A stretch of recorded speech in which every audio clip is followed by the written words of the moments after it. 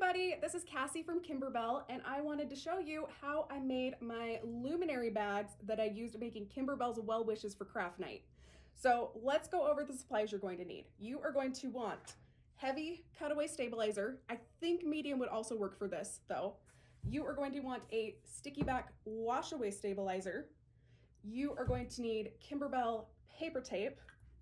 You are going to need a paper bag of some form. You can use one of these guys, you can use a lunch bag, you could probably even use a gift bag, whatever kind of bag you have on hand. Then you're also going to want an iron, and you are going to want your embroidery hoop. I'm using a 5x7 hoop for this one. So let's get started making our bag form, okay? So what I'm going to do is I'm going to take one of my paper bags, and you don't need to be precious about this. We're just going to take it apart. So I'm going to unfold the parts that have been glued down, and I'm unfolding them so that I can make my own paper bag pattern, okay? So we're here. I'm going to look for the seam. There's a seam on one of the corners, and I'm just going to cut right along that seam, opening my paper bag up, okay? Now just kind of cut. And again, I'm not worrying too much about having this part be precise because this is just my template so I can make a pattern. It's not anything we're not gonna really use this for anything people will see. So I'm going to put that to the side, and this is where I get my heavy cutaway stabilizer.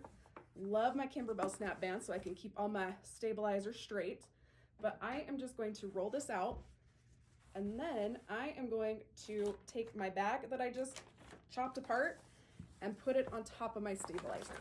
I found when you're using the long rolls, a lot of bags will fit, I don't know, I guess this would be vertical style.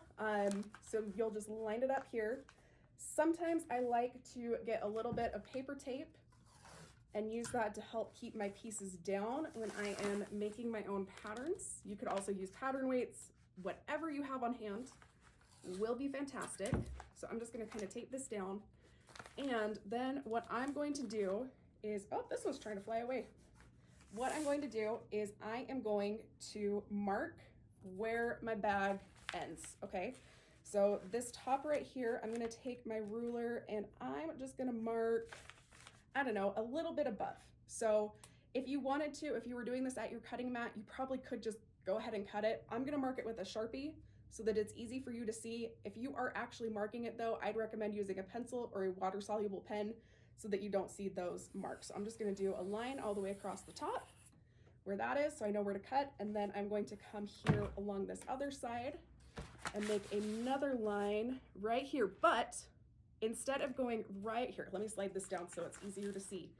Instead of going right where my bag ends, what I'm going to do is I'm going to move my ruler out by about a 1/2 inch, and this is personal preference. You don't need to be exact, but I'm going to move that out about a 1/2 inch and overdraw by a 1/2 inch so that when I'm cutting out my bag template, I can make a little flap. So I'm going to mark these corners here so that I know this right here, and I'm even just going to kind of make a little dotted line right here so that I know right here, this is my flap that I'm going to use to tape together to make my bag. So let's get this ruler out of the way.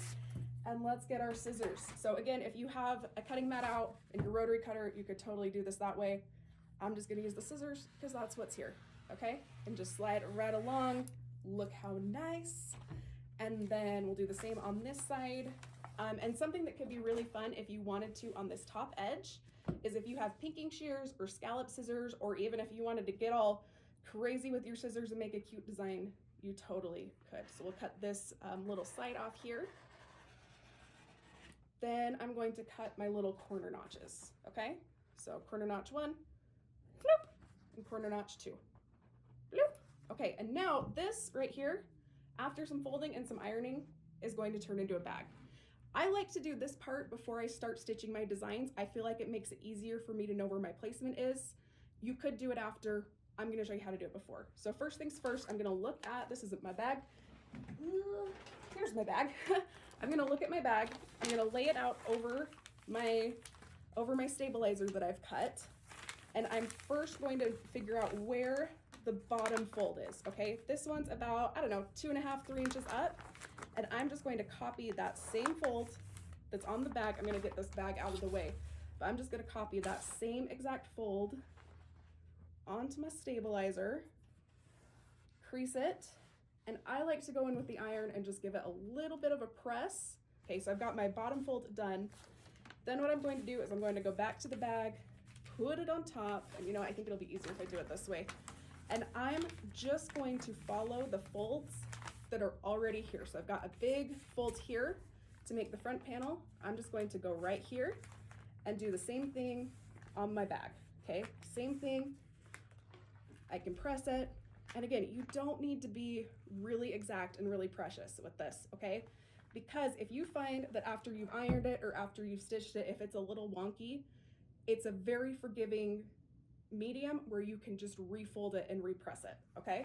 So we're gonna open that back up. I like to do the big flaps before I do kind of the side flaps. So we're gonna do our back cover now.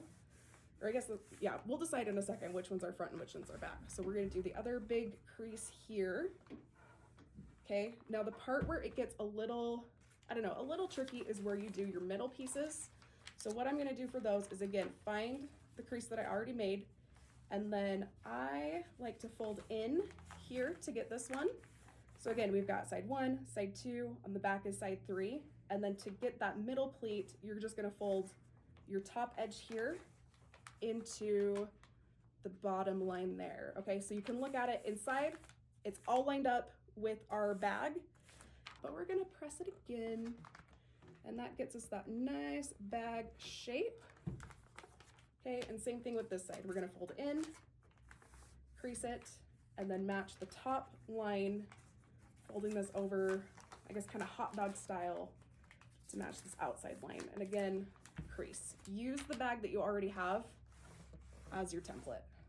Okay, so when I move this out of the way, I can fold this in, and it's going to basically make, oops, a little bag. And you may be wondering, what do I do with that extra flap that we made? Have no fear, you are just going to fold that in, and again, press that, because that's where we're going to put our tape when we're finished with our bag. Okay, so just do this, just give it a nice press. Everybody gets ironed, and this right here is our bag form. Okay, so you're gonna stop at this point. Don't worry about doing more gluing, don't worry about more taping. Now we are going to hoop our stabilizer, okay? Now this bag right here is technically made out of stabilizer. However, I didn't hoop this directly because I didn't want to get that hoop burn. You know how when your hoop creases whatever you hoop? I didn't want to get that on my finished Luminary bag. So I'm gonna put this to the side.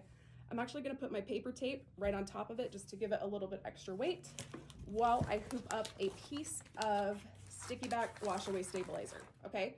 So this right here, it's sticky. Now, what you could do if you wanted to be extra precise is you could do Kimberbell's free crosshair pattern onto the sticky back wash away so that you have a guide of where to put your bag. I don't know if you've noticed, but my bags, when I make them, they're all a little bit wonky. They're not totally straight. So I only did the crosshairs on a few of them. What I found as far as hooping is I decided which side was going to be my front. I think this one is the prettiest. And then what I did is again, on my 5x7 hoop, I lined up the top of my bag with the top of the embroidery hoop right here. And then I just kind of visually centered between my two lines that show where the edge of my bag was. And for me, that was good enough. However, again, if you want it to be more exact, use those crosshairs. They turn out beautiful. So as far as putting my bag on, I'm just gonna press it down nice and tight so that it sticks to that sticky back. This is the part where we would take it over to our machine and we would do, I don't know where I put my Sharpie. Oh well, this is the part where we would take it over to the machine and we would add our design here. I'm not going to do the full stitch out, so let's just pretend that I stitched a big ol' heart on this. And there you go, that's my Luminary bag design. I'm gonna take it over, it's gonna stitch, and then I'm going to take it back, and I am going to remove my project from the hoop. Now, what I did is with my sticky back, is I just cut as close as I could to those back stitches, okay? So that I didn't have as much bulk left over. But then what you can do is you'll get rid, you'll separate the extra stuff from, the extra stabilizer from your project. At this point, I just ran my bag itself under my bathtub faucet, and that got rid of all the extra sticky back wash away. However you like to get rid of extra stabilizer works for me. Anyway, what we're working with here, at this point, you are going to have a finished bag, and all we need to do now is assemble. So what I'm going to do is I'm going to take my little flap that I made, okay? Remember when we made that earlier? And I am going to just gently tape it. This is a trick, okay? You don't have to do any sewing. I'm just going to line it up with the rest of my bag, and then my paper tape blends in so well to my stabilizer that I'm just going to take a couple pieces of paper tape and go along this seam, okay, right here. And that's going to give it the support it needs to be a bag shape, okay? The other thing I like to do is if I'm feeling I want to keep it extra secure, I can put more tape, again, inside that flap. I'm going to kind of fold it over so you can see, but you can just line it right here, and again, right over that flap, and again, it just keeps your bag nice and in place, okay? Now, as far as the bottom goes, but what you're going to do is fold it into the bag shape, and then you can, again, copying your paper bag, okay? See how that one's folded together. So what we're gonna do is we're gonna fold.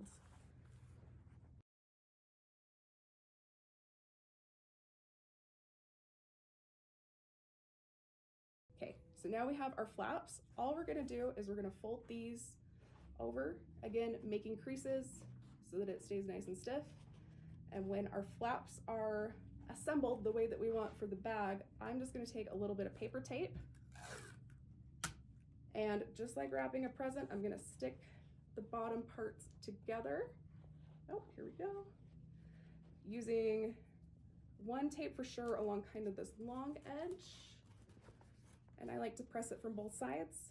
And then bada bing, bada boom, we have a bag. As far as how to style it, how to decorate it, I found that when I put a bag of rice inside of it, that made it so it had enough weight that it could stay upright. You can also put your little candle lights in there. Overall though, you just made yourself a luminary bag. So thank you again for joining me while we make these little luminary bags. It's been a lot of fun to spend craft night with you and to just be creative together. As you make your bags and as you use well wishes, I mean, these designs are so cute. Make sure that you post them in the Machine Embroidery with Kimberbell Facebook group so we can all enjoy them together. Thank you.